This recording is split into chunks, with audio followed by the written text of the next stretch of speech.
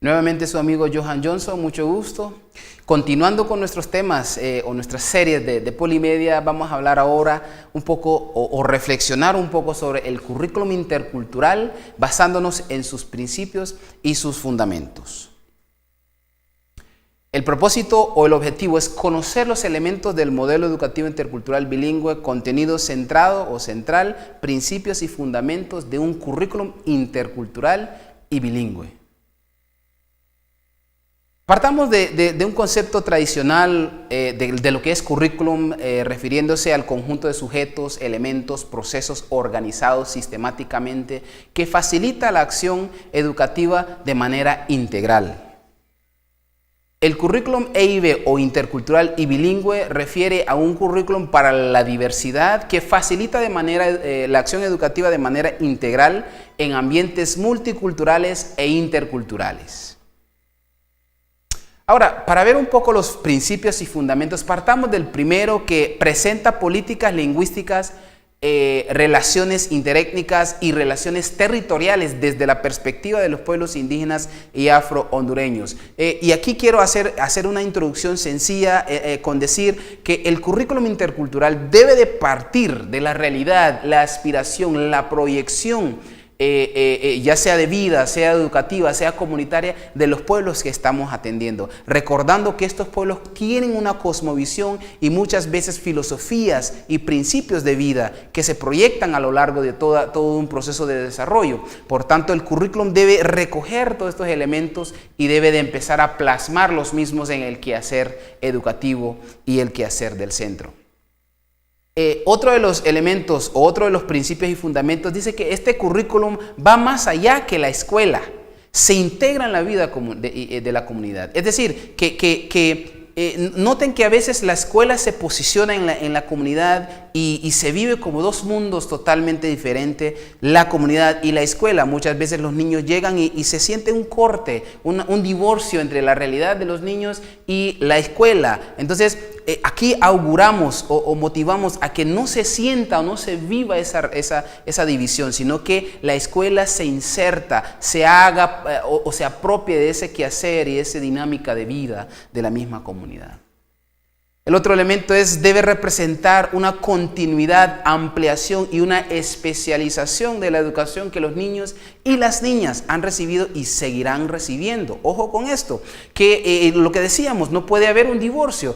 Si el niño en su casa está acostumbrado a hacer, a interactuar, a peinarse, a cocinar, etcétera, etcétera, todos estos elementos del currículum, el quehacer educativo debe de reproducirlos, debe de que el niño reciba una continuidad y amplíe, profundice y le ayude al niño a dominar con profesionalismo estos elementos de su propia cultura. Otro de los principios es que no debe buscar que los padres participen en la vida escolar, sino que se debe insertar a la escuela en la comunidad y la vida escolar en la vida comunitaria. O sea, buscar la manera de que no siempre estemos pidiendo a los padres que vengan a la escuela, sino que a veces hay que programarnos a ir hacia ellos. Un ejemplo de ello, una práctica que pudiera ser considerada, es que en un día X, en una disciplina determinada, sea agropecuaria, sea actividades prácticas, por decir, llevar a los niños a observar a don Juan en su milpa, preparar su milpa, cuidar su milpa, o ir a ver a doña Juana mientras prepara un banquete de almuerzo o para el almuerzo, entre otros elementos. También se debe de considerar todos los elementos del proceso didáctico, la planificación, los materiales, la evaluación, los medios tecnológicos y establecer, ojo, aquí está la llave, establecer en qué medida estos aportan al mejoramiento de la calidad de la educación de la comunidad. Es decir, que la planificación o el proceso didáctico debe de enmarcarse en esa realidad que tomamos, tanto ello como la planificación y todos los otros elementos deben de tomar en cuenta, deben de evaluar, deben de mejorar y de acuerpar esos elementos que los niños traen desde su comunidad y su casa. También busca transformar las relaciones de dominación y aculturación en relaciones de diálogo e intercambio en las escuelas y en la comunidad, en donde se puede sentir, y ojo, noten algo, las lenguas indígenas y afro-hondureñas comparado con la lengua nacional, el español, están en un evidente desventaja. algo que no debe de existir. Debe de existir ese acuerpamiento en donde ambas lenguas se sientan, se toman, se desarrollan con esa importancia que tienen, y también que se pueda sentir que ahí no existe una dominación, que no estamos en los tiempos de la colonia, estamos en tiempos de cuidar la riqueza cultural que tenemos y potenciarla. Otro de los elementos es que busca identificar los conflictos existentes a nivel del centro, de la comunidad, de la sociedad, y sienta las bases para su solución, recordando que estos jóvenes tienen un compromiso o deberán asumir un compromiso con su comunidad para el desarrollo, para el bienestar, para transformar su realidad.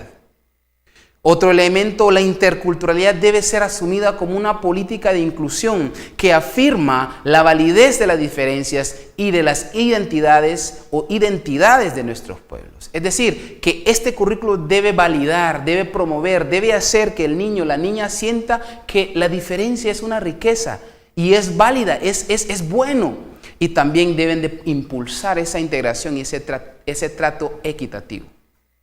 Como último elemento, debe proyectar su atención en todos los aspectos de la educación y no solo en la vida escolar. Todo ello en armonía con los ideales y proyectos comunitarios desde los pueblos. En resumen, debemos de partir de la realidad, de la aspiración, qué espera, qué anhela, qué visualiza estos pueblos como proceso preparativo, y sientan qué necesidades tienen en estas áreas. Y el currículum debe responder a ese reto y a esa realidad. Habiendo abordado este tema o estos elementos, les agradecemos su atención. Mucho gusto.